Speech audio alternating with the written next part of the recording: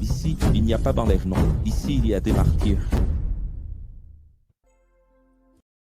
L'Université Access. Université Access, 72 cours. Acte de Marcelo Herim, 18e cours. Chapitre 9 à 14. Acte 9. Alors que Philippe réussissait dans sa mission d'enseigner la vérité, le théologien et juge de la Bible, Saul, menaçait encore de mort les élèves de l'école de Jésus. Alors, Saul est allé voir le chef principal pour lui demander l'autorisation légale suprême du temple, afin que les églises de Damas puissent l'aider à arrêter les élèves de Jésus pour les emmener à la prison de Jérusalem. L'objectif était d'arrêter les chrétiens de Damas et de les ramener à Jérusalem.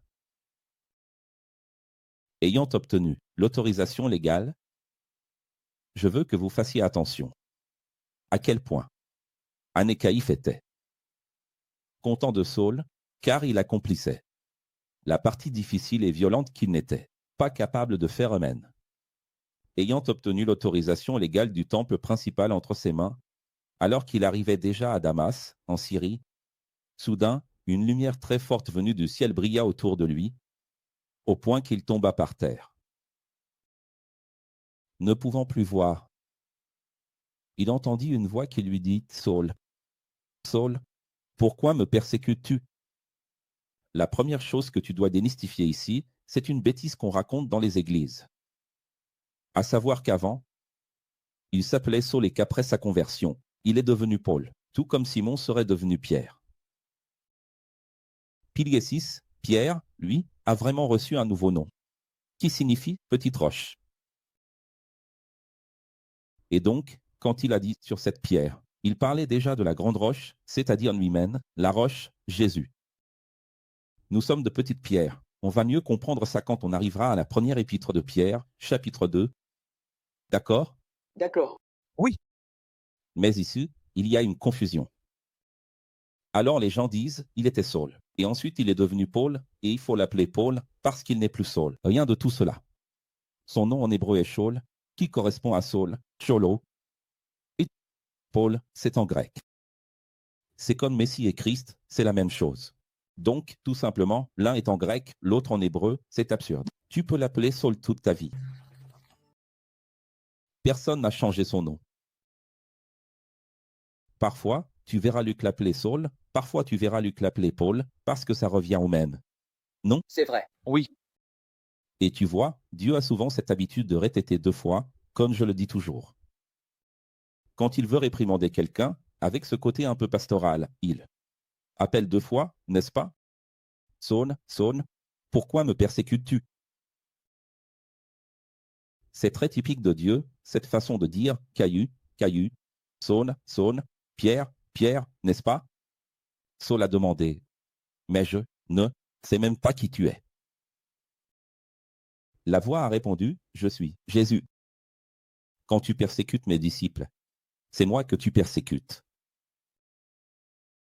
Parce qu'il est évident qu'en regardant vers le haut, ou en essayant de regarder vers le haut, car il y avait beaucoup de lumière, il pensait, comment puis-je persécuter quelqu'un qui vient d'en haut? Comment puis-je poursuivre Dieu? Qu'est-ce que c'est que cette chose qui vient d'en haut? Humilié à terre, la voix lui a dit, tu ne retrouveras la vue que lorsque tu auras parlé à l'homme que je t'enverrai, à Damas. Donc il était près de la ville quand cela s'est produit. La voix lui dit de poursuivre sa route, d'arriver à Damas, où un homme l'attendra pour lui parler. Il essayait de voir, il y avait trop de lumière et maintenant, il était devenu aveugle. Les soldats et les assistants de Saul l'ont vu à terre, en train de parler tout seul, mais ils sont restés sans voix, incapables de comprendre cette manifestation ufologique. Alors ils ont assisté à sa chute au sol, il parlait à une lumière, qu'ils ne voyaient même pas, et ne comprenaient pas ce qui se passait. Et, sans comprendre, ils sont restés sans voix. Signé par le Créateur, regardez, pendant 3 jours Saul est resté. Aveugle. Qu'est-ce que c'est, hein? Pourquoi est-ce que je porte cette bague? Pour toujours. Si cette bague se casse, j'en achète une autre. Je n'arrêterai jamais de la porter. Pourquoi? C'est tout. C'est l'explication de toute chose. D'accord? Il faut comprendre ça. Non, tu vois. Analia et sa fille sont mortes à un intervalle de tout est 3. Et là, il est resté 3 jours, 72 heures aveugle, sans manger ni boire. Terrifié et très pensif, se rappelant l'enseignement d'Étienne. On ne lui a pas demandé de jeûner. C'est parce qu'il était terrifié.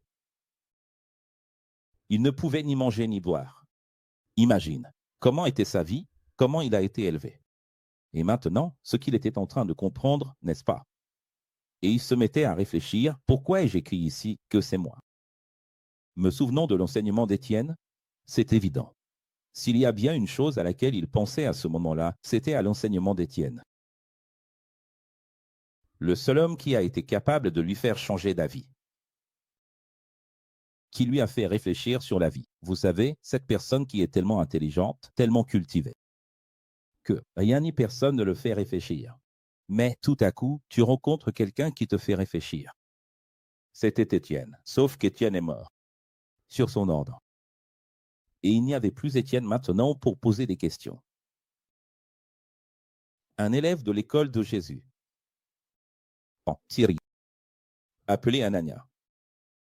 Il a rêvé d'un homme de lumière qui lui disait d'aller voir Saul.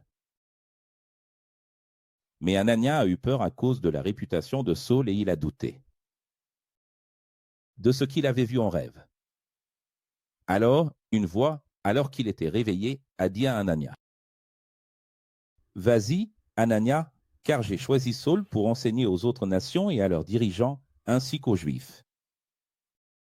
Voyez que même les Juifs ne doivent pas s'inquiéter, il paiera. Pour ce qu'il a fait, révélera-il. » Anne, lumière. Qui au milieu. Ténèbres. Lumière. C'est ça, la mathématique de Dieu, la justice divine. Dans votre Bible, il est écrit, « Je montrerai à Saul, le combien il devra souffrir pour moi. » Voilà donc le Dieu juste. Vous savez ce qu'on voit aujourd'hui dans les églises. Le sang de Jésus qui pardonne les péchés, peu importe ton passé, efface tout et en plus te fait gagner une vie prospère, bénie et protégée. Ça n'existe pas. Parce que ceux qui sont du chemin, y compris dans ce chapitre, il y a un moment où Luc dit ceci et ceux du chemin. Il y a un moment où Luc dit ceci et Saul. Allez, persécuter les disciples du chemin en Syrie. Ceux qui étaient du chemin, ceux qui sont du chemin, prouvent qu'ils appartiennent à ce chemin. C'est-à-dire en passant par les mêmes choses que Jésus a traversées. Alors, regarde, Jésus l'a appelé, mais Jésus a dit, « Attends, j'ai oublié. J'ai oublié que tu as tué Étienne, j'ai oublié que tu as fait tout ça. Non, je n'ai pas oublié, tu vas payer. Tu vas payer. Tu vas payer avec de nouveaux choix. Tu vas tout faire correctement et tu vas souffrir comme les autres. Étienne a souffert entre tes mains, maintenant c'est toi qui vas souffrir entre les mains d'un autre. Tu comprends comment Dieu agit ou pas? Oui. Ce n'est pas œil pour œil, dent pour dent. Ce n'est même pas forcément de la méritocratie. Pour la loi de la méritocratie, c'est la justice. Alors, Anania est allé et a trouvé Saul aveugle, et a dit, « Comme tu me l'as ordonné, Seigneur, que la vue de Saul lui revienne, et que son esprit s'incarne en lui, afin qu'il devienne le professeur des Juifs et des non-Juifs. » Immédiatement, Saul a retrouvé la vue, il a recommencé à manger et a repris des forces. Et il a reçu l'esprit. Mais Saul n'a pas parlé en langue, rien de tout cela, simplement. Il a été dit ainsi, croyant qu'à ce moment-là, il a reçu l'esprit de Jésus. Saul a passé plusieurs jours avec les élèves de l'école de Jésus en Syrie. En tant que leader influ, il a utilisé l'autorisation légale du temple de Jérusalem, tu te souviens, pour entrer dans les synagogues et raconter maintenant ce que le Créateur avait fait dans sa vie. Les élèves des écoles de Syrie disaient, « C'est incroyable. Comment cet homme est-il venu pour nous persécuter et a fini par devenir un enseignant des enseignements de Jésus? Quant aux Juifs dans les synagogues, ils étaient déconcertés. Et maintenant, ils ne savaient plus à qui se fier. Parce que cet homme était venu pour faire une chose. Et il est devenu tout autre. Après de nombreux jours, les religieux des églises de Damas ont décidé d'un commun accord de le dénoncer comme traître. Mais Saul a découvert leur plan. Et même avec la sortie de la ville fortement gardée la nuit, exprès, à cause de lui précisément qui était déjà caché, les disciples de Cyril l'ont aidé en le faisant descendre dans un panier. Par une ouverture dans la muraille. Et là, tu vois pourquoi. Quoi? Jésus a dit qu'il allait payer.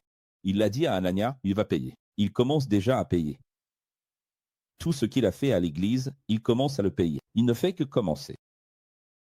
Alors, c'est ça, les mathématiques de Dieu. Il descend, comme un agent du Mossad, comme un agent spécial, parce qu'être missionnaire, c'est être un agent spécial, il descend. Caché dans un panier. Et ce n'est que le début. Révèle-toi.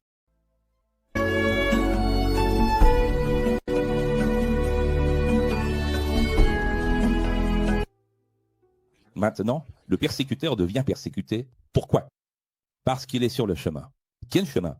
Le chemin étroit. Pourquoi étroit? Parce que le chemin étroit est le chemin persécuté, celui que Jésus a parcouru et laissé. Un enseignement qui va à l'encontre de l'ego humain et c'est pour cela qu'il attire. La persécution. Alors, pour que tu comprennes, il n'y a pas de chemin, c'est le chemin. À l'aller et le chemin au retour. Le nain chemin, le large chemin, poursuit. Le chemin étroit, persécuté. Il veut persécuter. Le large chemin, poursuit. Le chemin étroit, persécuté. Et je te demande, sur quel chemin es-tu? Tu vas dire, persécuté. Mais ton Église n'est pas persécutée. Ta religion n'est pas persécutée.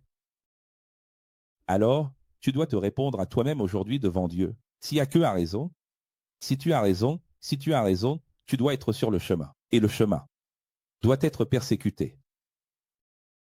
Bien.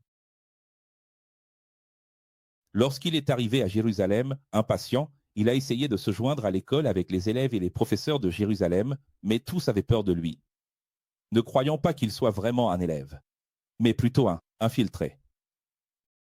Alors, vous voyez, au début, Pierre et Jean ne voulaient pas rencontrer Paul, parce qu'il venait de pleurer la mort d'Étienne.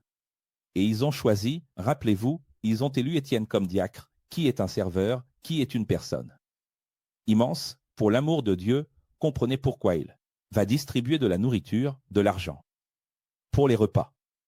Et ensuite, que se passe-t-il? Ils ont tué le principal diacre, c'est-à-dire l'administrateur financier, un gestionnaire financier de l'Église qui était très sage. Et là, tout à coup, ils vont se réunir avec cet assassin. Avec ce Gilge de la Bible et du Temple, qui a construit le pont? Il a fallu qu'une personne fasse le pont, entre Paul et Pierre. Cette personne s'appelle Barnabé. Pourquoi? Parce que Barnabé était lévite, il a été lévite du temple et il a connu Saul. Dans les temples du système religieux, voyez l'importance.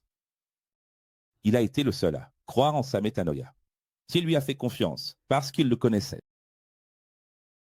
Barnabé. Et parce qu'il croyait en son témoignage, il l'a présenté aux enseignants. Pierre, Jacques, Jean, les autres. Et il leur a raconté comment, sur le chemin, Saul a vu Jésus. Et la preuve de cela, et l'une des preuves qui ont convaincu Pierre et Jean, c'est qu'il a enseigné pendant de nombreux jours. Là-bas à l'école de Syrie, surtout en allant dans les synagogues de Damas, au point qu'il a dû s'enfuir en cachette dans un panier. Tu te souviens? Donc, le fait qu'il ait dû partir caché dans un panier, c'était un bon argument pour montrer qu'il était sincère. Il aurait pu être un infiltré, il aurait pu être un agent double. Mais alors, comme Barnabé était une personne intègre, ils lui ont fait confiance. Alors, Pierre, Jean et les autres ont commencé à croire à la conversion de Saul et lui ont donné la liberté d'enseigner. Contrairement aux églises d'aujourd'hui où quand tu arrives, vous allez voir dans un instant, je vais vous montrer. À l'époque, la plupart des synagogues disaient « Est-ce que quelqu'un ici a une parole à partager ?» Et tu pouvais dire des choses qu'il n'aimait même pas entendre, il te donnait quand même la parole. Les synagogues. Bien sûr, si tu disais certaines choses, tu pouvais sortir de la presque mort, mais il donnait la parole. Et ici, dans le cas de l'école de Jésus, c'est pareil, tu vois qu'il vient d'arriver. Et on lui a déjà donné la liberté d'enseigner. Et qu'est-ce que font les églises aujourd'hui? Il faut passer par un discipulat, il faut rester 6 ans, 1 an, 3 ans, 5 ans, 10 ans à être observé, pour ensuite avoir la liberté d'enseigner. Assistants, ce sont les folies qu'ils inventent. Dès que les chefs du temple l'ont appris, ce fut une tragédie d'apprendre que l'un de leurs principaux juges du temple et de la Bible, Saul, était maintenant aussi élève et professeur, élève et professeur de l'hérétique, Jésus. Alors regarde, j'ai besoin que tu fasses attention à ça. Les prêtres, les chefs du temple ont perdu leur grand homme, le plus important. Parce que qui était Saul? L'homme qui, avec violence, allait avec des soldats, arrêtait, frappait des enfants, frappait des femmes, emprisonnait des hommes, détruisait des familles. Et maintenant, cet homme n'est plus de leur côté. Alors, pour eux, c'est une grande angoisse, n'est-ce pas? Oui, Fuyant les premières conspirations à Jérusalem. Tu vois que maintenant il est déjà devenu un persécuté. Pour l'arrêter, l'empêcher. Dans là, ils l'ont arrêté. Il s'est enfui. À Césarée puis à Tarse. Pourquoi est-il parti? À cause de la persécution. Alors voyez que, très souvent, la persécution est l'école de Jésus. Comment ça? La persécution est l'école de Jésus. C'est la verge de Dieu. Pourquoi X souffre-t-il pour grandir? Parce que vous n'êtes presque jamais persécuté. Nous sommes persécutés à cause de ce que nous disons. Mais qui a dit que vous êtes prêt à l'être? X a raison, parce que tout ce que X dit ne peut être prononcé sur aucune chair, ni nulle part ailleurs. Si c'est dit, il y a de la persécution. Et pourquoi n'y a-t-il pas de persécution chez X? Parce que vous vous taisez. Parce que vous êtes peureux. Parce que vous n'avez pas cet esprit. Parce que si vous aviez cet esprit et que vous alliez dans le nouveau cycle, n'importe où, vous passeriez par là. Vous ne faites que sortir le matin et revenir le soir dans votre petit lit. Pourquoi ne faites-vous pas cela? Aujourd'hui, il n'y a pas de mission qui parte pour faire cela, mais il y a la mission d'être chrétien à notre époque. Cette église-là, cette église que nous voyons, c'est l'église primitive, nous sommes la dernière. Ils sont les premiers et nous sommes les derniers. Et vous savez que la nôtre sera pire. Alors, écoutez bien. Pourquoi est-il allé à Césarée et à Tarse? Parce qu'il ne pouvait pas rester à Jérusalem. Maintenant, si tout allait bien à Jérusalem, il serait resté à Jérusalem. Et le monde, comment ça se passe? Tu comprends que la persécution, ce sont des diables qui viennent à Dieu. Il faut que ça arrive. Si ça n'arrive pas. C'est pour ça que je chante cette chanson jetée. Il est impossible, Seigneur, d'unir ton Église à travers les dons. Si tu reviens intervenir, frapper cet endroit. Si tu ne fais pas ça, vous ne quitterez pas Jérusalem. Vous devez quitter Jérusalem, vous ne partirez que si Dieu vous fait sortir. Parce que les disciples étaient là, enfermés, et Jésus devait apparaître plusieurs fois pour dire « Sortez, sortez ». Ils ne comprenaient pas, ça ne servait à rien. Il l'a demandé 2 fois avec douceur. Mais le seul langage que l'ego humain comprend, c'est la persécution, c'est le chemin étroit. Alors, qu'est-ce qu'il faut faire? Il faut resserrer un peu la vis. Alors Dieu réduit un peu l'espace, jusqu'à ce que tu partes, n'est-ce pas? Bien que la persécution soit maintenant dirigée contre Saul, toutes les églises de Judée de Galilée et de Samarie étaient en paix, car leur principal ennemi était désormais un frère. C'est très intéressant, n'est-ce pas? Parce que la persécution qui pesait sur toute la Judée, la Galilée et la Samarie a disparu, car le grand leader n'existe plus. Mais toute la persécution qui existait est tombée sur lui. Il va payer ou pas? Tout ce qu'il faisait à ces régions maintenant, c'est tombé sur lui, c'est revenu vers lui. C'est triste ou pas? Mais c'est comme ça, mon fils. C'est comme ça que Dieu agit. C'est la justice. Dans l'école de Lida et Saron, Pierre a guéri un paralytique nommé Aîné, qui était alité depuis 8 ans. Regarde bien, à l'école de Joppé, Pierre a accompli le plus grand miracle de sa vie jusqu'alors. Comme si ce n'était pas suffisant que son ombre projetée guérissait des gens sans qu'il sache que cela allait arriver, à l'école de Joppé, Pierre a accompli le plus grand miracle de sa vie en ramenant à la vie quelqu'un qui était mort, une jeune femme appelée Tabitha, qui en grec se dit Dorca, encore une fois, deux noms. L'un en araméen, l'autre en grec. Et qui était très dévouée d'eux, son vivant. Imagine une jeune femme, dévouée.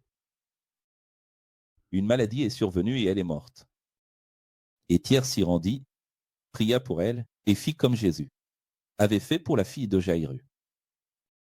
Il s'est souvenu du jour dans la maison de Jaïr et il s'est dit, je vais faire pareil. D'ailleurs, il a vraiment fait pareil, d'accord? C'est là que tu comprends ce qu'est l'esprit de Jésus. Pourquoi a-t-il fait pareil? Il a dit, sortez et laissez-moi seul avec elle. Exactement la même chose. La seule différence, c'est qu'il n'avait pas l'autorité de Jésus pour dire, jeune fille, réveille-toi. Il s'est agenouillé à côté du cadavre et a dit, Jésus, ramène-la. Il n'a pas cette même autorité. Il s'est agenouillé à côté du cadavre et a dit, Jésus, c'est la première fois que je fais ça ici. Je ne suis même pas sûr que ça va marcher, mais ramène-la. Et là, il a vu Dorca revenir à la vie. Tous les habitants de la ville de Joppé ont appris la restauration de la vie de Dorca, car c'est ainsi qu'il faut le dire, et non résurrection, puisque la résurrection concerne celui qui ne meurt plus. Acte 10. Déjà à Césarée, il y avait un grand chef militaire romain, païen, nommé Corneille. Voici un des passages les plus incroyables de la Bible. Lui et sa famille étaient très religieux. Ils payaient la dîme. La Bible dit qu'il faisait beaucoup d'offrandes, qu'il payait la dîme, et qu'il priait beaucoup et faisait preuve de beaucoup de charité. C'est pour que vous compreniez leurs œuvres religieuses. Je vais déjà vous expliquer pourquoi ce centurion romain, tout comme cet autre centurion, a arrivé jusqu'à Jésus. Comment est-il arrivé? Par quel moyen est-il arrivé jusqu'à Jésus? Écoutez, les amis, je vais vous dire une chose. Je ne sais pas si vous vous en rendez compte, mais qu'est-ce que c'est que ce fameux esprit de Jésus-Christ? Qu'est-ce que c'est que ce fameux Saint-Esprit? Qu'est-ce que c'est ce Saint-Esprit? Vous voyez? Vous arrivez à voir comme moi? L'Esprit de Dieu fait l'imitation, fait la référence, trace le chemin. Regardez, si je vais d'ici jusqu'à Sao Paulo, par la même autoroute, je vais dire à Jussara, passe par tel et tel endroit. Jussara va venir de là-bas jusqu'ici et elle dira les mêmes endroits ou quelques endroits, mais c'est toujours le même chemin. C'est le même chemin. Cela prouve que je fais partie du chemin, du même chemin. Écoutez, il est en train d'apporter Tabitha la vie, n'est-ce pas? Et là, Jésus avait déjà ramené à la vie la fille de Jaïr, Talitha. Ça veut dire, ce sont les mêmes pas ou pas? Oui. Alors, maintenant tu es dans la maison d'un centurion. Jésus n'a-t-il pas été, spirituellement, dans la maison d'un centurion? Tu vois ce que je veux dire? C'est le même chemin ou pas? Bien sûr. Tu fais les mêmes choses, tu es dans le même esprit. Les gens pensent que le Saint-Esprit, c'est ce qui se passe à l'église, l'hypnose, la démence. Le Saint-Esprit, c'est ça, ici. L'Esprit de Jésus, c'est faire les mêmes choses que lui. Donc ici, tu as cet homme qui était très dévoué, ainsi que sa famille. Et un jour, à 3 heures de l'après-midi, parce que c'était l'heure de la prière, c'est arrivé. Je crois pieusement que cet homme et sa famille se réunissaient chez eux comme des personnes sans église parce qu'ils ne pouvaient pas, tout comme les Samaritains, fréquenter le temple. Que se passe-t-il? Je vais déjà raconter, je ne vais pas encore. Ce n'est pas encore le moment de donner le spoiler, mais je ne vais pas donner de spoiler. Mais voilà, cet homme croyait en Jésus, mais il avait encore des habitudes païennes. Sa manière d'être était païenne. Sa façon d'adorer Dieu était païenne, mais il se souvenait de Jésus et du Dieu des Juifs. Fais attention. Sois bien attentif. Alors, cet homme voulait sûrement aller au temple. Mais même en étant un chef militaire puissant, il ne pouvait pas, parce que le temple ne l'aurait pas accepté là-bas. Tu comprends ou pas? Le temple n'acceptait pas les collecteurs d'impôts, le temple n'acceptait pas les Samaritains, le temple n'acceptait pas les païens. Tu comprends ou pas? Alors, qu'est-ce qu'il fait à 3 heures de l'après-midi? Il prie. Il ne voulait pas être là, au temple. Il vient de la Césarienne, il pourrait y aller. Il pouvait aller au temple. Prier. Mais il ne peut pas. Alors, il faisait ses prières en dehors de l'église, chez lui. Un homme de lumière, lui, est apparu à quelle heure? À 3 heures de l'après-midi. À 3 heures de l'après-midi, c'est noté. Et il a dit, toute ta dévotion est connue du Créateur. Maintenant, envoie quelques hommes à Joppé pour qu'ils t'amènent un homme appelé Pierre. Il est hébergé chez Simon, près de la mer, ou en face de la mer. C'était un homme qui travaillait le cuir, il était riche et avait une maison face à la mer. C'est à peu près ça. Une maison, d'ailleurs, qui avait une terrasse, avec vue sur la mer. Écoute bien ce que je vais dire. Est-ce une vérité relative ou pas? Quelle est la vision de Dieu à travers l'homme de lumière? À son sujet? Sa dévotion est connue. Il n'était pas du temple, il ne fréquentait pas le temple, il n'était pas de l'église, il n'allait pas à l'église.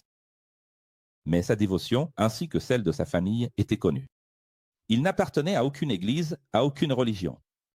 Ils avaient été païens autrefois, mais maintenant ils suivaient une religion créée par eux-mêmes, parce qu'ils restaient chez eux, parce qu'ils n'avaient nulle part où aller. Et, sans savoir où aller, adorant Dieu chez lui, l'ange a dit, toute ta dévotion est connue de Dieu. Magnifique. C'est magnifique ou pas? Magnifique. Oui, oui, continue à connaître Dieu, vas-y. Continue à connaître Dieu. C'est drôle comme Dieu fait les connexions, n'est-ce pas? Anania va vers Saul. Saul va vers Anania. Pierre va vers Corneille. Corneille va vers Pierre. C'est le Dieu des connexions. Corneille, très effrayé, a appelé 2 employés et un soldat. Fait avec le doigt, là, 2 employés. 1 soldat, ça fait 3. En qui il avait confiance, et il leur a demandé d'aller en courant à Joppé. Chercher Pierre. Juste avant le déjeuner, Pierre n'était-il pas là, hébergé depuis des jours? Il est là. Oui. Pierre était là depuis des jours, et il attendait là, n'est-ce pas? Que le déjeuner soit prêt. Une faim vers midi. Et il est resté en train de se détendre. Regardons depuis la plage. La maison était belle, une maison de riche. Oui. Il est resté sur la terrasse, regardant la mer, le ciel, méditant. Sonia dit en train de prier, mais lui, il méditait. Écoutant les mouettes. Quelle faim! Et Dieu a profité de cette faim pour lui donner une leçon. En attendant que le repas soit prêt, il regardait le ciel sur la terrasse de la maison de Simon, se rappelant des merveilles que l'Esprit de Jésus accomplissait à travers sa vie. Comme ressusciter une élève décédée, Talitha. Ému, il est tombé en extase. Et je veux que vous compreniez, parce que lorsque le professeur Akio vous dit L'émotion ne peut venir qu'après que la raison soit en place. Il faut quand même de l'émotion. Oui. Si la raison est juste, il y a de l'émotion et dans le X. Vous êtes horrible. Avant, vous étiez à l'église, vous tombiez, vous pleuriez, vous faisiez tout. Maintenant, vous êtes sec. Et ici, le professeur Akio fait tout son possible pour dire « Allez, le peuple ». 72, allez, le peuple. Et ça ne marche pas. Et vous ne laissez pas les choses couler. Et lui, il est en extase, allongé par terre sur la terrasse, ému, en train de méditer. Parce qu'il est incroyablement ému en se rappelant que, grâce à ses mains, une jeune fille est revenue à la vie. Tu te rends compte de ce que c'est de réussir à faire revenir une fille à la vie, comme Jésus l'a fait? Entendre Jésus dire « Regardez, après, vous ferez les choses que je fais », c'est une chose, mais c'en est une autre de voir. À travers tes propres mains, les choses se produire comme celles de ton maître. Et il était ému, très ému par tout cela. Et il avait faim. Alors, levant les yeux, et les larmes aux yeux, il a vu le ciel s'ouvrir et une manifestation ufologique, un énorme cube blanc, brillant, qui transportait toutes sortes de quadrupèdes, ainsi que des reptiles terrestres et des oiseaux du ciel. 3. Delta, quadrupèdes, reptiles et oiseaux. Et devine ce qu'il y avait à l'intérieur de ce cube blanc et brillant? Des animaux, que la Torah, que la Bible qualifiait des animaux impurs, comme la viande de porc, les poissons sans écailles, ou encore le poulet. Le poulet, dans le cube blanc, le poisson-chat, le porc. Pourquoi? Un cube brillant, parce que la Bible dit que c'est comme un drap, blanc, brillant, avec 4 coins. Ce n'est pas un drap, c'est comme un drap. Si quelqu'un voyait un cube blanc descendre du ciel, il écrirait quoi? Il ne comprenait rien à tout ça. À l'époque, il n'y avait pas de technologie. Il écrirait quoi? C'est un drap. C'est comme une colombe, c'est comme le vent, c'est comme le feu, c'est comme. Donc dans votre Bible, c'est très clairement écrit comme un grand gras. Quel est ce drap? Ufologie. Puis il entendit une voix dire, depuis l'intérieur du cube, « Pierre, lève-toi. Tu n'as pas faim? Et prépare ton déjeuner. » Imagine une telle faim, en train de pleurer, attendant que ce soit prêt. Il y avait tellement d'animaux dans ce cube et lui disait « J'ai faim. » Mais attendez. Avoir faim, c'est une chose. Mais ce qu'il y a dans ce cube, là, c'est pas possible. Pierre répondit « Jamais, Seigneur. » Il avait déjà compris que tout cela était divin et il a dit « J'obéis au commandement de la Bible. Je n'ai jamais mangé et je ne mangerai jamais d'animaux impurs. » La voix lui parla une seconde fois. « Ne considère plus jamais comme impur, comme péché, ce que j'ai purifié. » La troisième fois, c'est bien ça, non? Oui. La troisième fois, le cube blanc brillant avec les animaux fut retiré vers le ciel. Il sait très bien qu'il appelait 3 fois, n'est-ce pas? Pendant que Pierre réfléchissait à tout cela, ce qui était beaucoup à assimiler pour lui, les hommes envoyés par Corneille trouvèrent où se trouvait la maison de Simon et arrivèrent à la porte. Et une voix lui parla dans sa conscience. 3 hommes, signés ou pas? Oui. Ils sont venus te chercher. Va avec eux. C'est très souvent cité, n'est-ce pas? Le lendemain, Pierre partit avec les 3 hommes et quelques autres, disciples de l'école de Joppé. Ici, il n'est pas précisé combien, mais plus loin, il sera dit qu'ils sont 6. 6 plus 3, 9. Corneille, impatient, avait préparé une grande réunion avec sa famille et ses amis, les plus proches, les plus intimes. Il a organisé une fête, un banquet, pour accueillir Pierre. Révélé?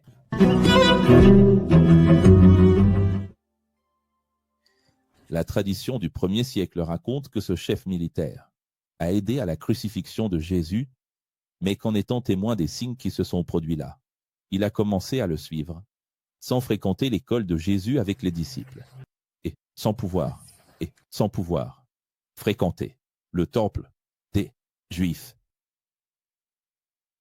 C'est bien ça? Oui. C'est-à-dire, c'est la tradition. La tradition dit que cet homme avait abandonné les rituels païens parce qu'il commençait à comprendre la vérité. Il commençait à comprendre la vérité, mais il ne savait pas comment faire. Et il servait Dieu de manière désordonnée. C'est beau ou pas? Oui. Lorsque Pierre entrait dans la maison, Corneille alla à sa rencontre et se prosterna à ses pieds pour l'adorer. Pourquoi a-t-il fait cela? Ne sachant pas comment agir, ayant encore des coutumes païennes dans son esprit. Donc, ce n'est pas une chose de juif, c'est une chose de païen. Le païen, lui, a beaucoup de respect pour les maîtres. L'oriental, le païen, toutes les personnes qui vivent à l'est de Jérusalem. Ils vénèrent un professeur qui les a enseignés toute leur vie, jusqu'à la mort. De l'Occident jusqu'ici, c'est-à-dire de Jérusalem vers l'Occident, c'est tous des ingrats, des critiques, des sceptiques, des gens à problème qui ne savent pas. Remercier un professeur. Alors là-bas, qu'est-ce qu'il a fait? Il s'est jeté aux pieds de Pierre parce qu'il avait encore ses coutumes en tête. Alors, Pierre a pris ses bras, l'a relevé de ses pieds et a dit, « Bien que je sois professeur, je suis un homme comme toi. Tu dois m'adorer? Il n'est pas question de m'adorer. » Alors Pierre a commencé à enseigner. Vous savez, très bien, regardez, les amis, j'ai vu quelque chose comme ça. C'est vraiment incroyable ici. Je vais vous poser une question. Répondez. Pierre a-t-il déjà l'Esprit Saint? Oui. Ils ont tous déjà l'Esprit Saint là-bas. Ils ont reçu l'Esprit Saint, allant même jusqu'à parler des langues étrangères, comme preuve qu'ils l'ont reçu. Vous voyez comment sont les choses, n'est-ce pas? On enseigne dans les églises que lorsque l'Esprit Saint entre dans ta vie, tu sais déjà tout. Tu es déjà sauvé, tu es déjà bien, ton nom est déjà inscrit, tu as déjà tout compris, il te guide en tout, il t'oriente en tout. Eux, ils avaient l'Esprit Saint et ils ne savaient rien parce que l'Esprit n'est pas ce plasma électrique qui te guide, qui te prend de façon mystique, mais ce sont les enseignements dans lesquels tu dois encore progresser. Tu dois évoluer en sagesse pour comprendre comment les choses fonctionnent. Et regarde cet enseignement humble de Pierre.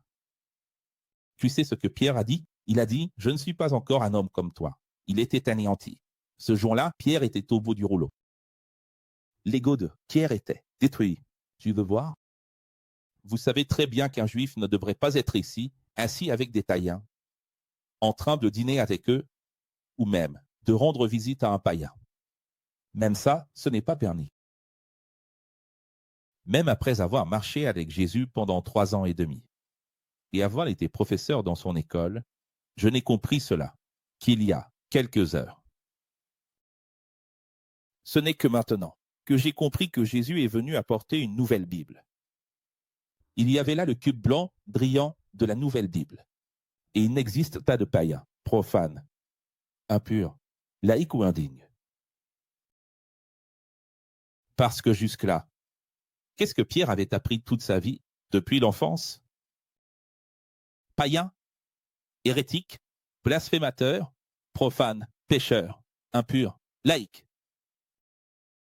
C'est ainsi que le système qualifie et différencie. Ému, Pedro poursuivit, ce n'est qu'aujourd'hui que j'ai compris qu'il n'y a pas de distinction entre les personnes, que je me suis trompé, que je jugeais et que je condamnais encore selon les préceptes bibliques que j'ai appris depuis l'enfance. Ah, quelle tragédie! Quelle chose incroyable! Comment peut-on le comprendre que bien plus tard?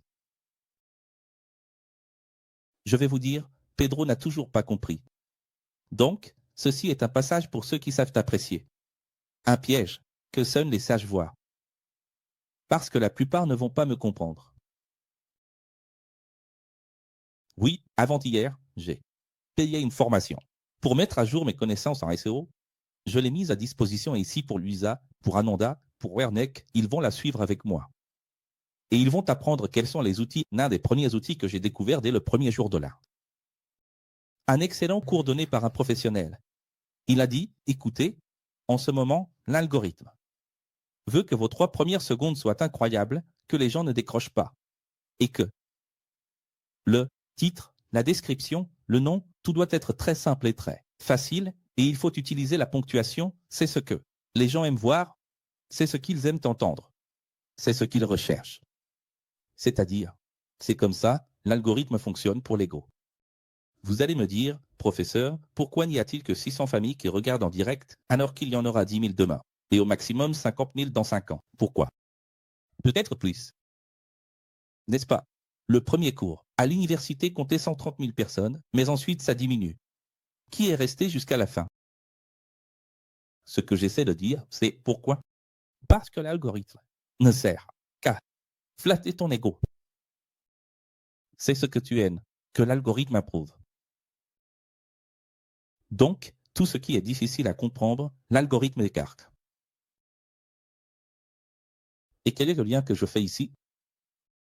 C'est ça, les amis. La preuve de ce que je dis est très difficile. Allume le ventilateur. C'est très difficile. Pourquoi? C'est seulement ici que vous trouverez des preuves que Hackett a raison depuis le début.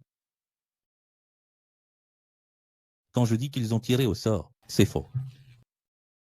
Qu'ils pliaient le genou en priant, c'est faux. Qu'ils ont remplacé Judas par Matthias, c'est faux. Qui jeûnait, priait et imposait les mains en disant la même chose. Il n'était même pas nécessaire d'imposer les mains. Tu vois, l'imposition des mains, c'est magnifique, c'est beau. C'est du Reiki, c'est beau, c'est poétique. Mais même ça, ce n'est pas nécessaire.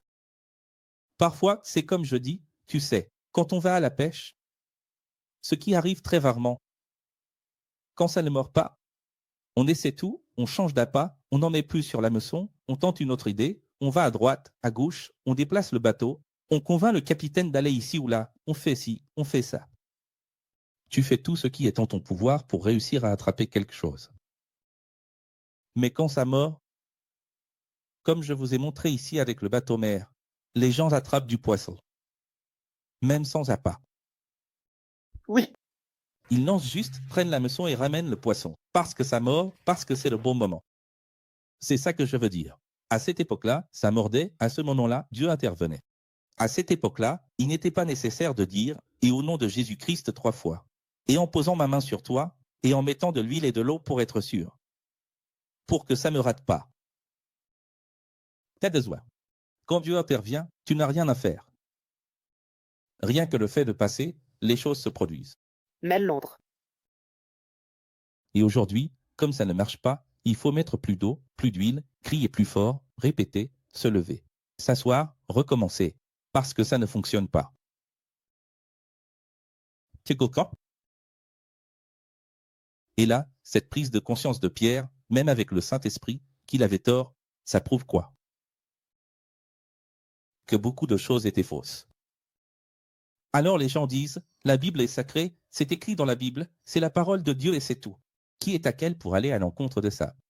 Mais Pierre ne savait pas encore. C'est la parole de Dieu parce que c'est le témoignage d'un homme en évolution. C'est le récit d'un enseignant en train d'évoluer. Mais il ne savait pas. Qu'est-ce que tu vas choisir? Si tu prends la biographie d'Hackett, laquelle de 2012, laquelle de 2024 et laquelle de 2036, tu préfères quelle laquelle? Regarde le Bruix 2012 comme une histoire, mais préfère laquelle d'aujourd'hui parce que c'est laquelle qui a évolué. Et il y a des gens dans les églises qui restent là. Moi, je veux cet Hackett-là, n'est-ce pas? Je veux ce Pedro-là. Mais arrête avec ça, voyons. Il faut vouloir la personne qui a évolué, pas celle qui n'a pas évolué. Et tout le monde regarde la Bible en désirant la période intertestamentaire. Mon Dieu, cette période est encore transitoire. Qu'est-ce que vous voulez? Ouvrir l'église de Jean-Baptiste? Comment pourrais-je rester avec l'église de Jean-Baptiste alors que Jésus est déjà venu? Et comment pourrais-je rester avec l'église de Jésus-Christ alors que Pierre et Paul ont déjà évolué? Tu comprends? Jésus a fait évoluer Jean-Baptiste. Regardez, écrivez ça, écrivez, écrivez, écrivez. Jésus a fait évoluer Jean-Baptiste. Pierre a fait évoluer Jésus. Mais comment est-il possible de faire évoluer Jésus? C'est Jésus lui-même qui a donné l'autorité à Pierre pour le faire évoluer. Fais évoluer ce que j'ai fait, vas-y maintenant. Jésus a évolué. Et Paul a fait évoluer Pierre. Alors, qu'est-ce que je vais faire? Je vais rester avec elle là-bas, en arrière? Je vais rester avec le moi évolué? C'est de la bêtise. Donc, tout ce que je dis ici est très profond. Et la pierre continue, Jésus est venu pour tous, de toutes les nations. Tu as mis du temps à comprendre, hein, Pierre? Là où il y aura un homme, juste comme toi, Corneille et ta famille, il y aura une école de Jésus. C'est-à-dire, ici c'est une église. Tu n'as pas ta place là-bas au temple, mais ceci est une église. Note ça, son église, Corneille. Ce système qui nous a servi avec des dogmes, qui a tué notre Maître Jésus. Mais il a vaincu la mort. Et nous avons mangé et bu avec Jésus après qu'il soit ressuscité des morts, comme preuve. Et il nous a ordonné d'enseigner la vérité à tous les peuples. Et aujourd'hui, le salut est arrivé jusqu'à vous, païens. Tout comme il est venu à nous, son esprit, il y a quelques mois à Jérusalem. Pendant que Pierre prononçait encore ces paroles, l'esprit de Jésus s'est incarné aussi en tous les païens romains qui étaient là. Tu veux révéler? C'est-à-dire que l'esprit s'incarne en eux pendant qu'il disait ça. Tu vois comment est l'esprit? Ah. La manifestation ici, je veux dire de l'esprit, il y a eu à nouveau des langues. C'est pour ça que je dis, la manifestation, un signe de preuve, il y a eu à nouveau des langues et cela a attendu. Que Pierre termine. Quand Pierre a terminé, il n'a pas dit « Salut Pierre » pour dire « Maintenant ». C'est le moment du passage. Du roi, je vais transmettre l'Esprit Saint. Il était en train de finir de parler. Quand il était en train de finir de parler, il a commencé à voir et à entendre. Corneille et sa famille parlaient dans d'autres langues, en pleurant. Aucune église n'enseigne cela. Acte 10, tout comme acte 2, c'est là. Pentecôte des païens. C'est la seconde Pentecôte. Acte 2, les Juifs. Acte 10, les païens. Tout comme Pierre était plein de préjugés. Même après avoir marché avec Jésus, il en est de même pour des millions de personnes, même en se disant chrétiens de l'Évangile. C'est la même chose. Si même Pierre avait des préjugés, les judéo-chrétiens furent stupéfaits de voir des non-juifs parler eux aussi dans d'autres langues. Les larmes aux yeux, car les six qui étaient venus avec lui restèrent sans voix en disant « Comment est-ce possible ?» Nous pensions que c'était seulement pour nous. Alors Pierre, ému, dit « Comment pourrais-je leur refuser l'esprit de Jésus ?» Après cette rencontre, ils ont demandé au professeur Pierre de rester avec eux quelques jours, avec Corneille. Acte 11. Les autres professeurs de Jérusalem et les élèves de toute la Judée ont entendu dire que les païens, là-bas dans la maison de Corneille, avaient eux aussi reçu l'esprit de Jésus et la plupart étaient émerveillés. Comme toujours, la majorité est ravie. Comment s'est passée la rencontre là-bas? Quelle merveille, c'est formidable, c'est formidable. Mais certains conservateurs, lorsque Pierre est revenu à Jérusalem, l'ont critiqué en disant « Tu es entré dans la maison de païens, qui n'obéissent pas aux commandements de Dieu et de la Bible, et en plus tu as dîné avec eux. » Tu vois? Tout était-il parfait à cette époque? C'est pareil aujourd'hui. Ce n'est que maintenant que j'ai vraiment compris ce que Jésus a dit. Pierre disait, Jean a baptisé avec de l'eau, Mais vous, vous serez baptisés avec l'Esprit Saint. Qui suis-je pour m'opposer au Créateur? Qui êtes-vous pour vouloir son esprit? C'est juste pour vous. En entendant cela, les critiques se sont tus. Tu vois? C'est différent d'aujourd'hui. La plupart accueillent toujours de bon cœur, avec de bonnes intentions, mais il y a toujours des critiques. Et ces critiques-là avaient même un nom. Ils faisaient partie d'un parti, d'une compréhension différente à Jérusalem, c'est-à-dire, ils appartenaient à une école et se disaient chrétiens. Les élèves qui avaient fui la persécution de Saul, alors qu'ils faisaient encore partie du système religieux, étaient maintenant en train de fonder des écoles en Phénicie, à Chypre et à Antioche. Cependant, ils ne parlaient de la vérité qu'aux Juifs, car ils n'avaient pas encore compris ce que Pierre avait compris. Donc, tu vois, il y avait des gens qui allaient en Phénicie, à Chypre et à Antioche, et qui n'enseignaient qu'aux Juifs. Mais ils obéissaient à ce que Pierre leur avait enseigné. N'enseigne qu'aux Juifs. Tu comprends? Je ne sais pas quoi, où était Pierre, où était sa tête, je ne sais pas si c'était sa femme, je ne sais pas qui. Qu'il n'a pas entendu Jésus dire plus de 72 fois qu'ils iraient vers toutes les nations. Je ne sais pas où était Pierre. Professeur. Combien de fois Jésus a-t-il dit « Tu resteras à Jérusalem, mais tu iras dans le monde » Et il ne comprenait pas ce que voulait dire ce monde. C'est difficile, non? Alors, certains, sachant la mise à jour, la compréhension que Pierre a obtenue. Il y a eu une mise à jour ou pas? Évolution. Ils sont allés jusqu'à Chypre, en Phénicie et à Antioche et ont aussi enseigné la vérité aux Grecs. Aux Grecs et aux païens. Tu l'as compris? Il y avait un groupe qui enseignait, uniquement aux Juifs. Et maintenant qu'il y a eu une mise à jour à Jérusalem, ils ont envoyé un autre groupe de professeurs en disant « On va réenseigner. On va mettre ça à jour. » L'ex-lévite, maintenant professeur Barnabé, est passé par Antioche, puis il est allé à Tars chercher Saul et, quand il l'a trouvé, il l'a emmené à Antioche, où ils sont restés une année entière, à enseigner. C'est à Antioche que, pour la première fois, les élèves de l'école de Jésus ont commencé à être appelés chrétiens. Prével.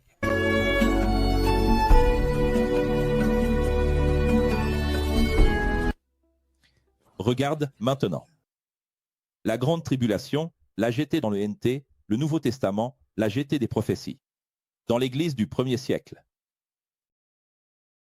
Tous les jours, le professeur fait la jetée et vous restez là. Qu'est-ce que c'est? Tu veux savoir ce que c'est? À cette époque, un homme doté d'une grande vision, nommé Agabus, est venu de Jérusalem à Antioche. Agabus, lors d'une réunion, a prophétisé qu'il y aurait une grande famine sur l'Empire romain, et cela s'est accompli peu de temps après, sous le règne de Claude. As-tu compris? Est-ce que tu comprends? Il y avait une prophétie ou pas? Oui. Et ça se réalisait ou pas?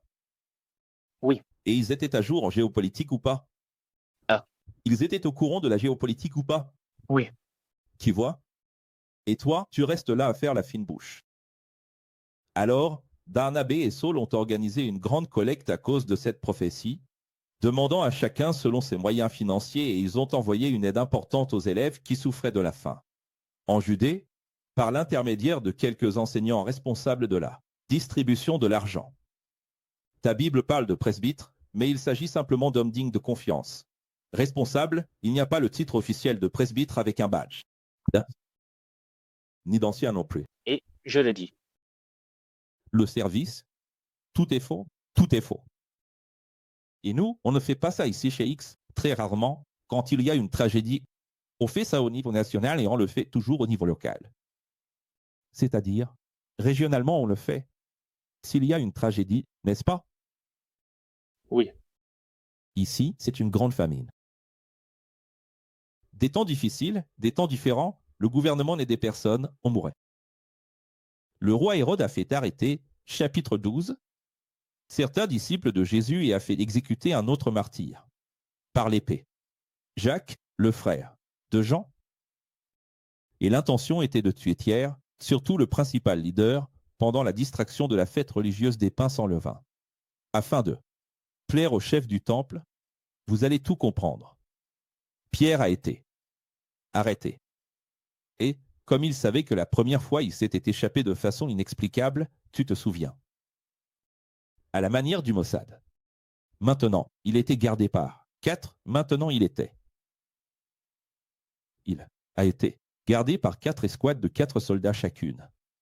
Autrement dit, sa réputation a grandi, non?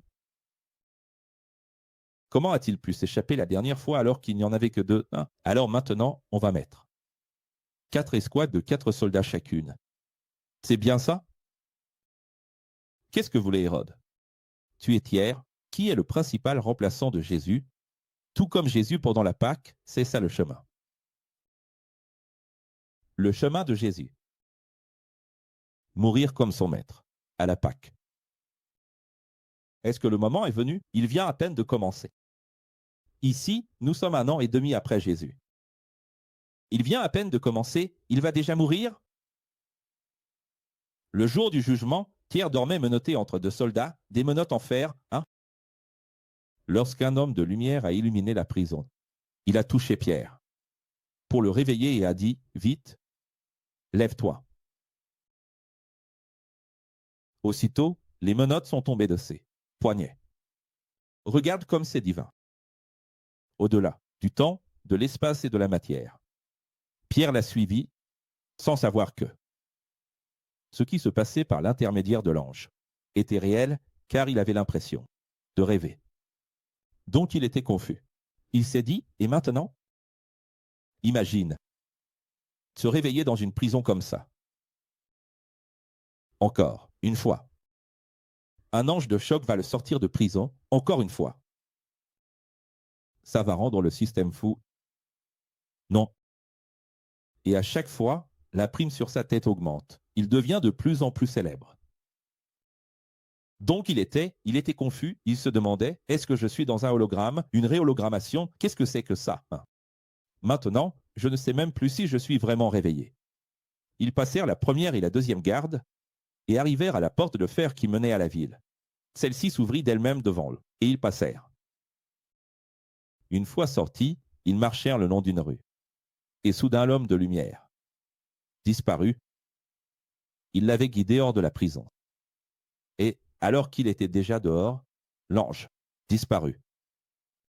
Quand l'ange disparut, Pierre reprit ses esprits et courut en pleurant jusqu'à la maison de Marie, la mère de Jean-Marc, qui est l'auteur du 2e évangile, l'élève de Pierre, celui qui a écrit l'évangile. C'est-à-dire, c'est ce Marc, qui l'a aidé à écrire l'histoire de Jésus, car là-bas, il pleurait la mort de Jacques, et demandait au Créateur que, si possible, Pierre ne meure pas. Autrement dit, l'ordre d'exécution de Jacques a déjà été donné. Maintenant, on va perdre Pierre aussi? Le principal. Notre professeur principal, est-ce que Jésus veut vraiment cela? Il n'a même pas commencé. Notre travail est si beau, tout est si beau et il va mourir. Alors l'épouse pleurait, les femmes pleuraient, c'était une nuit de veillée funèbre. Et de tristesse en pensant, Hérode est implacable, il va tuer Pierre. Et maintenant, est-ce que Jésus va l'emmener à nouveau? Alors Pierre a couru en pleurant jusque-là, car il savait, il a frappé à la porte du porche. Et la servante, nommée Rolde, est venue répondre. Regardez bien, dès qu'elle a reconnu la voix de Pierre, elle a été tellement émue et effrayée qu'elle a pensé, et maintenant, au lieu d'ouvrir la porte, elle est retournée là-bas et leur a dit, Pierre est ici. Et Pierre continuait à frapper. Imaginez, Pierre était aussi désespéré parce qu'il y avait peut-être des policiers partout à sa recherche. Non, et si jamais ils avaient déjà découvert qu'il s'était échappé. Et elle n'ouvre pas la porte. Certains ont dit, fille, c'est impossible, Pierre est en prison. Fais attention, ça peut être un piège, ça peut être quelqu'un qui fait semblant d'être Pierre. Non, ça peut être quelqu'un qui imite la voix de Pierre ici, qui entrerait et en arrêterait encore plus ici. Mais Pierre a continué à frapper. Avec insistance. Imaginez Pierre en train de frapper et de dire « Mais qu'est-ce qui se passe, mon Dieu? Pourquoi cette porte ne s'ouvre-t-elle pas ?» Et en reconnaissant sa voix cette fois, oui, les autres sont venus. Ils ont ouvert la porte, stupéfaits, en criant très fort « Pierre, Pierre, Pierre !» Les femmes ont crié, n'est-ce pas? Quand les femmes ont crié, il a dit « Silence !» Vous vous rendez compte? Je suis en train de m'évader de prison. Ce n'est pas Hérode qui m'a relâché, non. Celui qui m'a libéré, c'est l'ange, encore une fois. Et il leur a raconté comment il s'était échappé miraculeusement de la prison. Pierre est parti de là et est allé ailleurs pour sa sécurité. Il n'a pas voulu dormir sur place, tellement il était méfiant, sachant qu'Hérode est impitoyable. Le matin, imaginez le grand tumulte qui a éclaté parmi les soldats et ils ont commencé une recherche sur ordre d'Hérode pour le retrouver. Hérode était tellement furieux que Pierre se soit échappé, une deuxième fois, qu'il a ordonné de tuer tous les gardiens de la prison. Alors imagine ces nouvelles arrivées à l'église, à l'école de Jérusalem. Imagine la peur, n'est-ce pas? Hérode a fait tuer tout le monde. Pierre devait maintenant rester caché, mais Hérode, vêtu de ses habits royaux, s'est assis sur son trône et a prononcé un discours devant le peuple lors d'un jour très important de son règne. Et Luc donne même les détails d'une situation qui était en train de se passer. Et là, il y a une révélation politique. Tu ne verras plus jamais Hérode comme avant. Révélation. Vous allez suivre mes pas. La persécution fera toujours partie de votre ministère et vous allez découvrir ce que cela signifie vraiment, de donner vos vies. De très nombreux partisans extrêmement fanatiques de la figure politique d'Hérode criaient brillamment pendant qu'il prononçait son discours « Dieu au-dessus de tout ». Oerebureau politique. Si tu n'as jamais regardé les documentaires sur la vie d'Hitler, c'est Hitler qui a inventé cette phrase dans le monde moderne « Dieu au-dessus de tout, patrie et famille ». Mussolini. Là, tu vas me dire, professeur Hakel, désolé, mais dans ma Bible, ce n'est pas écrit comme ça. Tu vas comprendre. Dans ta Bible, il est écrit qu'Hérode, et on en a même fait des chansons et des prêches, est mort parce qu'il n'a pas donné gloire à Dieu, mais ce n'est pas ce que disent les textes originaux. Personne là-bas n'allait rendre gloire à Dieu, c'était un discours politique. Rendre gloire à Dieu dans un discours politique, c'est ridicule. La gloire à Dieu, c'est un truc de ton église, inventé il y a 100 ans. Ton église a créé ça, personne n'a rendu gloire à Dieu, même à la synagogue, il n'y a pas de gloire à Dieu. D'où ça sort, cette histoire? Les gens confondent tout, dans son église, il y a du gloire, gloire, gloire. Ils pensent, le peuple disait, si Hérode avait dit, gloire à Dieu. Rien de tout ça. Le peuple disait, Dieu au-dessus de tout. Tu vois ces fanatiques de Trump? Dieu est avec Hérode. La plupart de ses partisans venaient des églises. Il suffit de lire le début du chapitre, tu comprendras. Le début du chapitre montre que ces personnes étaient ravies des persécutions d'Hérode contre les disciples et les élèves de Jésus. Pourquoi? Je n'ai pas dit qu'ils étaient dévastés d'avoir perdu Saul, le persécuteur. Alors, sans Saul, les chefs du temple se réjouissaient maintenant qu'Hérode avait pris la relève de Saul dans ce rôle. Hérode est bien plus puissant que ne l'était Saul, mais il n'y avait personne d'assez courageux pour persécuter les hérétiques, pour tuer les hérétiques. Alors, il a ordonné de tuer Jacques par l'épée. Enfin, il y a quelqu'un qui a du courage. Tu te souviens de Jean-Baptiste? Ils ont fêté ça. Ils ont tué Jésus? Ils ont fêté ça. Et ils ont traité Pilate de lâche, parce que Pilate était plus à gauche, et Hérode était à droite. Il disait, tu vois, Pilate est un lâche, il voulait sauver Jésus. Il a failli sauver Jésus. Heureusement qu'on a réussi à le tuer. Maintenant, Hérode, il est bien. Moi, je vote pour Hérode parce qu'Hérode est bien, Hérode tue vraiment. Ils étaient contents avec Hérode. Écoutez ça, les gens, c'est incroyable. Merveilleux. C'est du gospel, c'est tout. Hérode, pendant qu'il faisait son discours politique enflammé, et qu'il était glorifié par ses électeurs, a été frappé par l'ange de la mort. Pour ceux qui disent qu'il n'y a pas d'ange de la mort, allez regarder la série Ange de la mort. Ici, il est dit que c'est un ange qui l'a frappé. Un ange l'a frappé. Un ange de la mort l'a frappé, et il est tombé. étant immédiatement emmené au palais, à l'hôpital. Et voilà la preuve que j'ai raison, car la Bible dit « il est tombé » et a été dévoré par des bêtes, il est tombé, et a été mangé par des vers. C'est faux. Révèle. Il y a une lumière au milieu du thème de l'enfer. Les ténèbres et la lumière. L'historien Flavius Joseph, qui est très respecté par tous les théologiens de toutes les églises, dit qu'il a été transporté à l'intérieur de l'hôpital du palais, comme si c'était aujourd'hui l'hôpital Albert Einstein. Hospitalisé entre la vie et la mort, rongé par une grande douleur à l'abdomen pendant 5 jours. L'ange l'a frappé pour qu'il meure lentement. Il est resté hospitalisé 1 semaine, les vers le dévorant de l'intérieur. Et, à cause de la douleur intense dans son abdomen, il est décédé. C'est écrit dans le livre Antiquité 19. Vous comprenez ou pas? Oui. Donc, votre Bible présente cela de façon tronquée et vous croyez tout ce qui y est écrit. Ce n'est pas que ce soit faux, mais la traduction est tronquée. Alors elle dit, il est tombé immédiatement et il est mort, mais il est impossible qu'un ver mange quelqu'un instantanément. Comment ça? Il est tombé, le ver l'a tout de suite attrapé et a commencé à le dévorer? Cohérence? De la même manière, ce n'est pas non plus, il est mort parce qu'il n'a pas glorifié Dieu. Ce n'est pas ça, c'est juste un résumé de l'histoire, ce n'est pas exactement comme ça. En réalité, ce que les gens disaient, c'était Dieu est avec lui, Jéhovah est avec. Les Juifs disaient Jéhovah est avec lui parce qu'il tue les hérétiques. Dieu au-dessus de tout, c'est cette vision-là.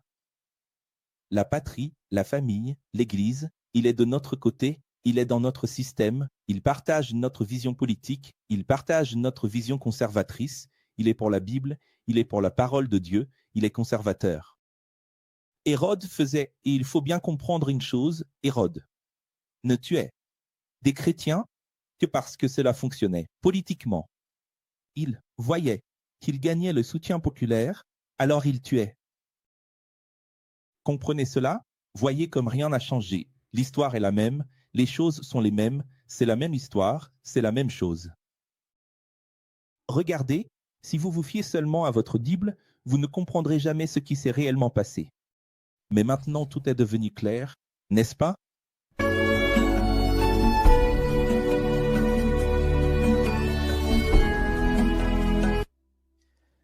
Sans Saul, le persécuteur, qui est maintenant un soutien, et sans Hérode, Pierre pouvait respirer et recommencer à enseigner la vérité librement.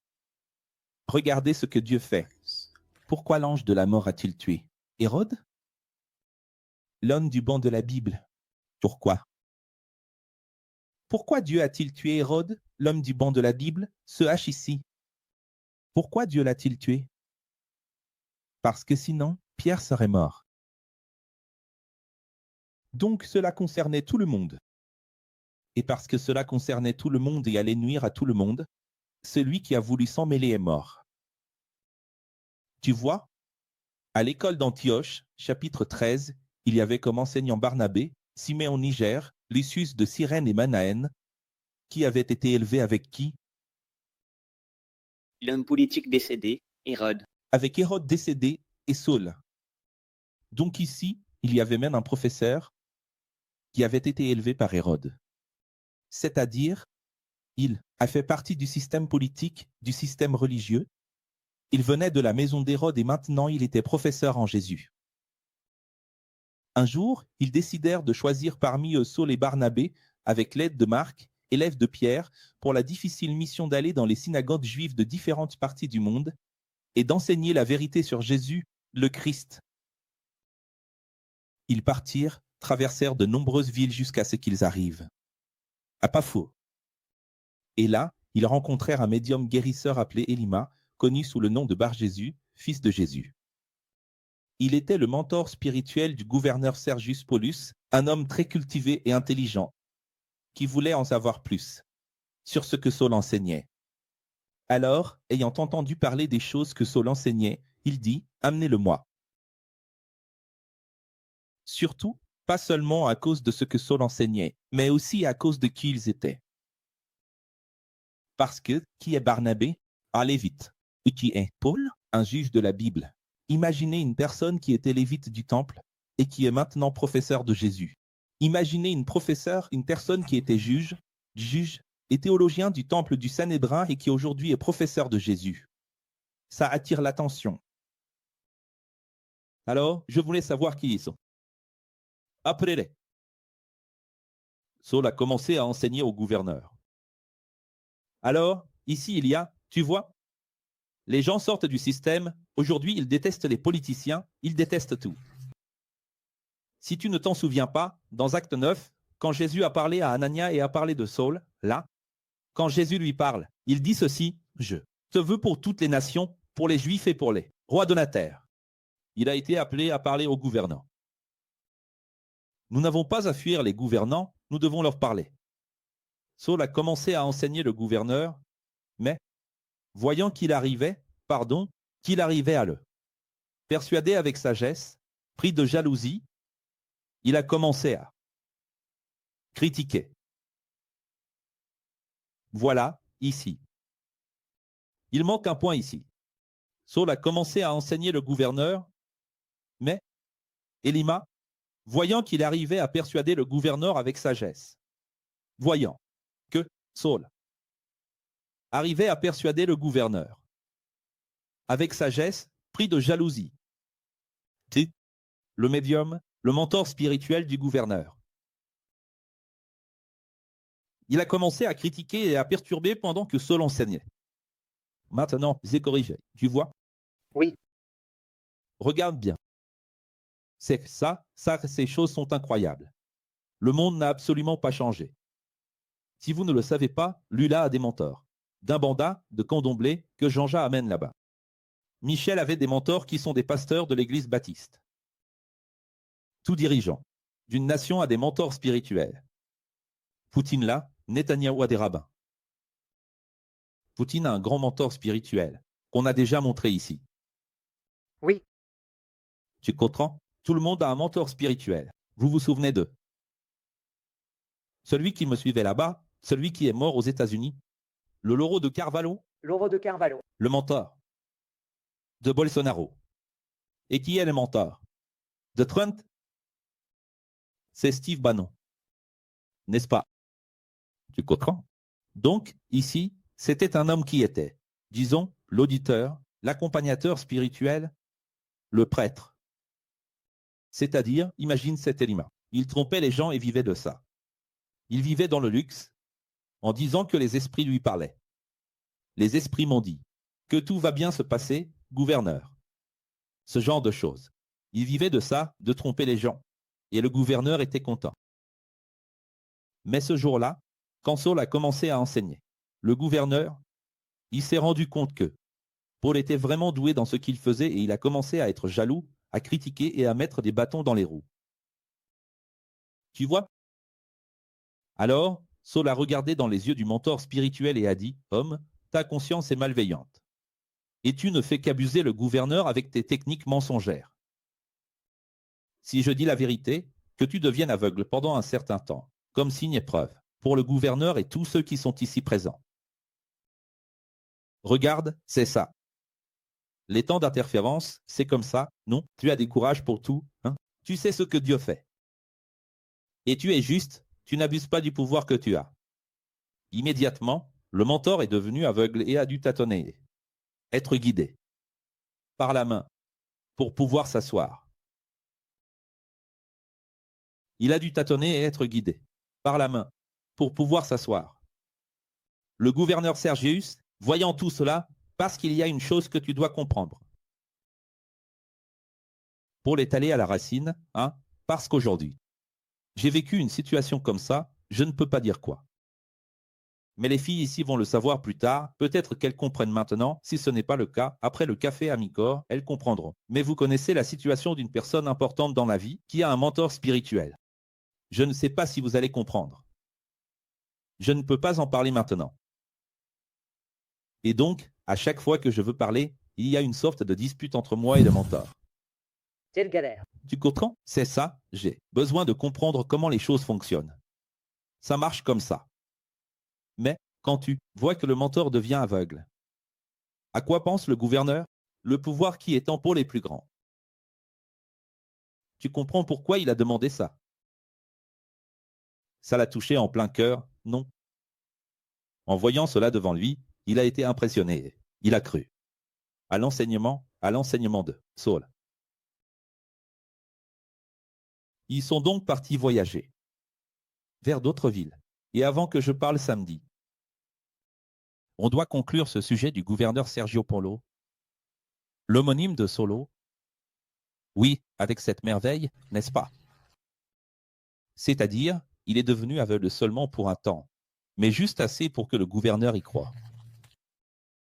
Et les conséquences de ce qui s'est passé dans cette région, on ne les connaît pas, mais il suffit qu'un gouverneur croie, pour qu'il commence déjà à calmer, à diminuer les persécutions dans cette région, et l'école peut alors avoir plus de liberté politique pour se développer. N'est-ce pas? Imagine à une époque comme celle-là. Aujourd'hui, c'est déjà difficile. Aujourd'hui, c'est difficile. Alors imagine à cette époque-là. Aujourd'hui, on n'est pas encore dans une théocratie. On est en train d'avancer vers Hérode. Mais à cette époque, ne pas avoir le soutien des gouverneurs était très difficile. Parce que si tout le monde est contre toi, imagine. Les conspirations, les complots, n'est-ce pas? Avoir un gouverneur qui les soutenait, leur apporter un peu plus de tranquillité, non? Ils sont partis vers d'autres villes un samedi, tout comme Jésus l'a fait, ils sont entrés dans la synagogue. Ils se sont assis. Avant de commencer aussi, remarque que Pierre a rencontré Simon, le médium, et maintenant Paul a rencontré Élima, par Jésus. Tu vois, c'est ça le chemin. C'est le chemin de Jésus, tout le monde suit le même chemin. La même confrontation, les mêmes situations. Alors maintenant, eux aussi sont comme Jésus, dans une synagogue un samedi. Profitons du fait que le samedi, la synagogue était pleine. Personne ne travaille, n'est-ce pas? Il est important que vous appreniez avec sagesse cette histoire du samedi, qui pour nous appartient à une autre culture, mais il faut que vous compreniez quelque chose d'important ici. C'est qu'est-ce que le samedi veut nous dire à travers la sagesse? Le samedi veut nous dire qu'il faut parler aux gens quand ils ont du temps. Alors évitez de refaire des manifestations du nouveau cycle des écoles publiques de Jésus sur les places, quand les gens courent dans tous les sens. Vous devez y aller les samedis. Quels sont les samedis des gens? Les jours fériés, les vacances, les fins d'année, les dimanches. Tu comprends? Si je suis dans un pays musulman, c'est le vendredi. Si je suis au Brésil, c'est le dimanche. Alors apprenez à faire comme lui. Parce que pourquoi va-t-il le samedi? Parce que les gens ne travaillent pas et peuvent écouter. Non, ils sont tous assis dans une synagogue pour écouter. Après la lecture de la Bible, parce que la liturgie disait ceci, on lit la Bible et ensuite on passe la parole. Écoute bien. Ce n'est pas, tu vois que même dans les synagogues, on sait déjà point classe. Une chose que tu dois dire. Ah, professeur, que l'église primitive était bien meilleure. J'ai déjà démystifié cela. Maintenant regarde, encore une fois.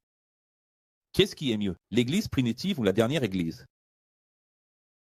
Regarde-nous et vois. Quelle synagogue nous donne la parole aujourd'hui? Aucune. Dis-moi quelle synagogue dénominationnelle dit, professeur Akil, prenez la parole. Aucune. Ici, au moins, ils écoutaient. Nous vivons des temps vraiment difficiles. Écoute bien ceci. Après la lecture de la Bible, les responsables de l'Église ont demandé « Est-ce que quelqu'un a un message de Dieu pour nous ?» Si c'est le cas, prenez la parole, depuis la Sainte Chair.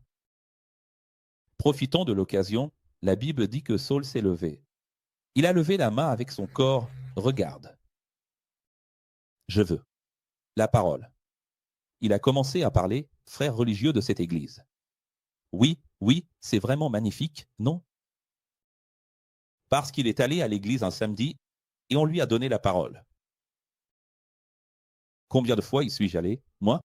Je suis allé avec le groupe du X dans de nombreuses églises, catholiques et évangéliques. On s'est assis et on a assisté jusqu'au bout. J'ai même été expulsé de certaines, sans rien faire. On ne m'a jamais donné la parole. Nous sommes déjà allés à l'Assemblée de Dieu, nous sommes déjà allés à la Baldenra. Aux 3 principales églises de Balneario Camboriú, Où est celle qui va donner la parole? Bob. On attend toujours que quelqu'un nous donne la parole. Et là, Paul dit, frères religieux de cette église. Ça, c'est quelque chose d'intéressant, tu vois Ota et Williston, parce que les gens vont dire, professeur à qui il transforme le système de l'intérieur, il y a encore des gens qui pensent comme ça. Non. Ils ne savent pas, ils ne pensent pas, ils n'ont pas compris. Alors moi, je pose la question. Tu crois que je n'aimerais pas aller de synagogue en synagogue? Même si je n'arrivais pas à finir, même s'il me prenait le micro, tu crois que je n'en aurais pas envie? Tu crois que je n'aimerais pas aller d'église en église? Et quand est-ce qu'ils voudront t'écouter?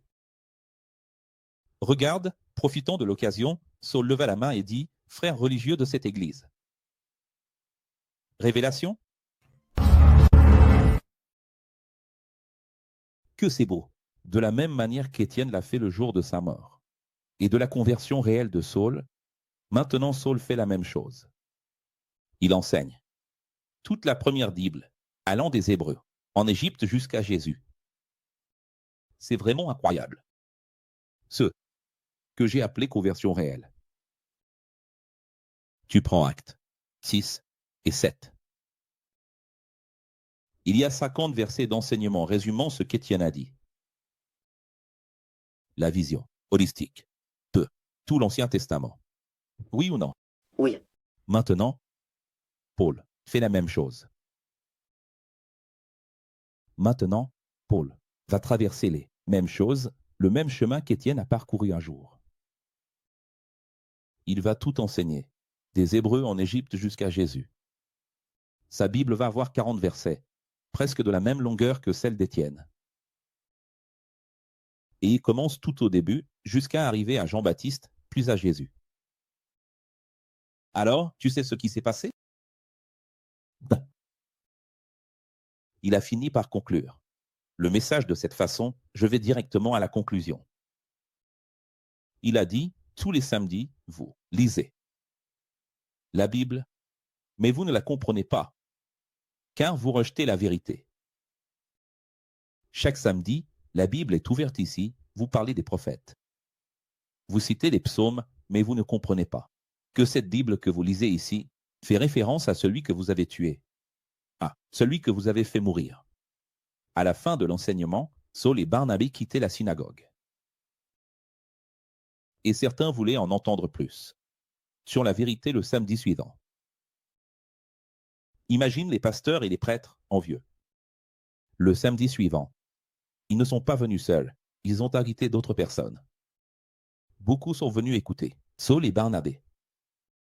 Mais les chefs religieux de cette église avaient supporté jusque-là. Voyez qu'ils avaient supporté d'entendre beaucoup de choses.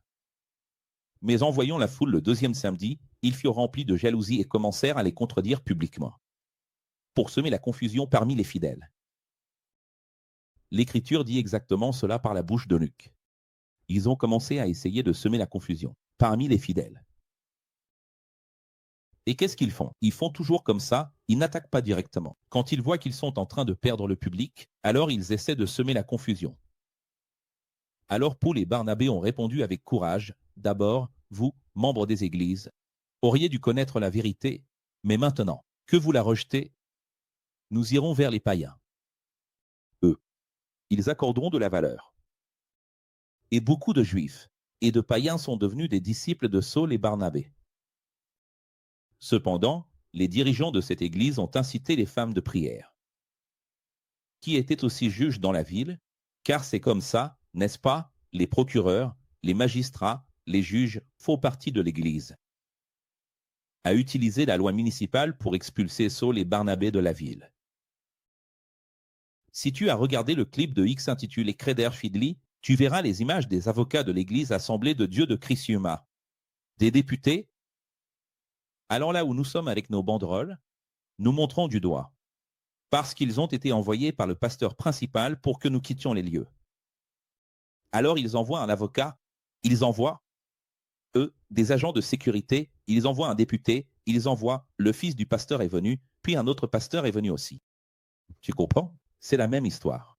La même chose se passe. Si tu veux vivre ça dans ta vraie vie, il suffit qu'un jour tu fasses une manifestation comme X le fait. Tu vas ressentir ça dans ta vie. Tu vas voir qui est qui aujourd'hui, qui sont les acteurs de l'histoire aujourd'hui. Si tu veux te tester, peut-être que tu n'y crois pas encore, que tu as le cœur dur, que tu ne crois pas que ce que je dis est vrai, alors va vivre ça, vas-y, vis-le un jour. Prends l'adresse d'une école de Jésus, juste une, regarde ici. Une école uniquement de Jésus. Prends contact et dis, je veux participer un jour à la manifestation pour voir si c'est vrai. Et je veux encore plus, je veux que vous alliez à l'église de ma tante, de ma grand-mère, de ma mère, de mon fils, ou dans ma propre église où j'allais ou où je vais encore. Là, tu verras si c'est vrai ou pas. Alors ils ont engagé ces femmes ou ont incité ces femmes qui étaient dévouées, qui étaient sincères, qui étaient honnêtes et qui faisaient partie de l'église, qui étaient des femmes de prière, un cercle de prière, des juges de la ville, qui avaient du pouvoir dans la ville, qui avaient une position sociale, à utiliser la loi municipale et à expulser Saul et Barnabé de la ville. Expulsés par les juges de l'église. Expulsés par les policiers sur ordre judiciaire des sœurs juges de la prière de cette église. Saul et Barnabé secouèrent la poussière de leurs pieds en signe de protestation contre eux et partirent pour Iconium, en Turquie. Et là, tu vois. Où est la vérité? Si la vérité n'atteint pas le juif, si la vérité n'atteint pas l'évangélique, si la vérité n'atteint pas le croyant, alors la vérité ira vers le turc, ira vers le perse, ira vers l'arabe, ira vers elle, africain, ira vers le chinois, ira vers le japonais, ira vers l'indien, ira vers le thaïlandais, ira vers le coréen. Tu comprends? C'est la même chose, la même histoire, de la même manière. Si vous examinez attentivement, en valorisant tout ce que j'ai dit ici, qui n'existe nulle part ailleurs sur terre, et rien que cela, ça vous laisse tous condamnés et couverts de sang, vous allez voir quelle merveilleuse responsabilité vous avez maintenant de diffuser cela, parce que vous devez le faire connaître au monde. Qui est Hérode? Qui est le gouverneur Sergio? Qu'est-ce que cela signifie de fréquenter une synagogue le samedi? Les écoles de Jésus doivent-elles aller dans les synagogues? Bien sûr. Pourquoi crois-tu que je n'y vais pas? Pourquoi crois-tu que vous n'y allez pas? Parce que nous ne sommes pas les bienvenus. Parce que si nous l'étions, nous ferions la même chose. Mais les temps ont changé. Les temps ont changé. Certaines choses sont meilleures aujourd'hui, d'autres bien pires. Bien pires. Et certaines choses, sincèrement, vous avez dû le remarquer, sont restées les mêmes. Je vous l'ai déjà dit, et vous n'avez toujours pas compris? C'est ça les amis. Très bonne soirée à tous. L'évolution pour vous, n'oubliez pas d'écrire dans le chat, ça n'aide en rien, rien du tout, Baek. Ce qui aide, c'est de laisser un commentaire sur la vidéo enregistrée. Si tu ne fais jamais ça, tu n'aides pas. Ici, il n'y a pas d'enlèvement. Ici, il y a des martyrs.